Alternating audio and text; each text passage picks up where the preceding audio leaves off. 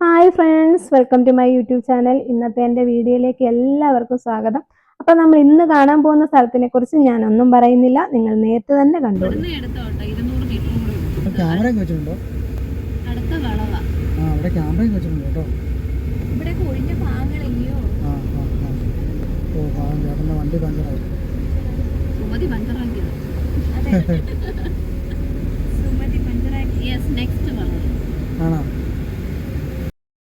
അപ്പോൾ ഏകദേശം നിങ്ങൾക്ക് മനസ്സിലായിട്ടുണ്ടാവും എന്ന് ഞാൻ വിചാരിക്കുന്നു.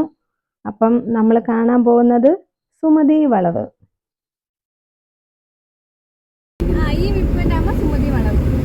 ഇതാണോ ഒരു പോയിന്റ് ഈ സൈഡിൽ കണ്ടില്ലേ?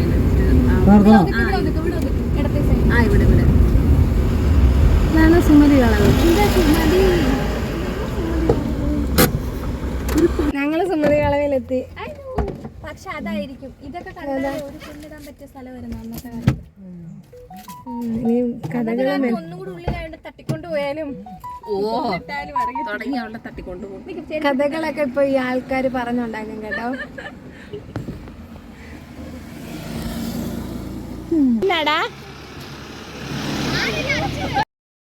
ഞങ്ങൾ ചെന്നപ്പോ അവിടെ ഒരു നായ മാത്രമേ ഉണ്ടായിരുന്നുള്ളൂ. പിന്നെ കുറെ വണ്ടികൾ അങ്ങോട്ടും ഇങ്ങോട്ടും പോവുകയും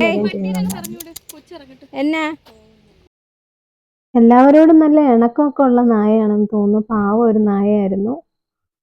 ഒന്നുമില്ലടാ, ബിസ്ക്കറ്റ് ഉണ്ട്. ബിസ്ക്കറ്റ് തീർന്നോ? ഷോ ഗാലി അടിച്ച് മോനെ ആ ബിസ്ക്കറ്റ് കൊടുവക്കളെ ചു. ഞങ്ങളുടെ കയ്യിൽ അതേ ഉള്ളൂ തരാൻ കേട്ടാ.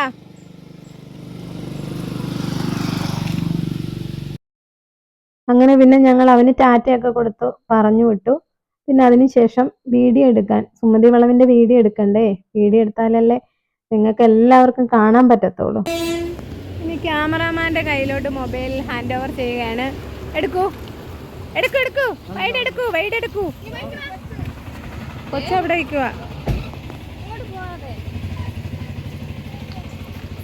പ്ലീസ് സുമതി വളവെടുക്കൂ.